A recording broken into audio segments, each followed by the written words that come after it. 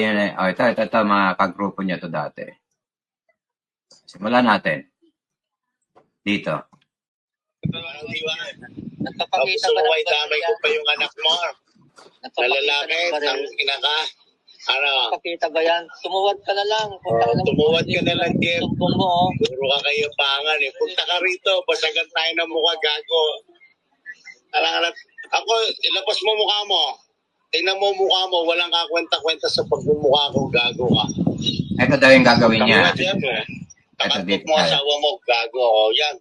Takantot mo. Diba? You're a piece of shit, Jeff. Tayo ka lang. Gago ka, ano? Pinagdadaldal mo kay Juris. Ano? Kainin mo. Tangina mo. Sex offender ka na, gago. Kaya yung asawa mo, pakantok mo.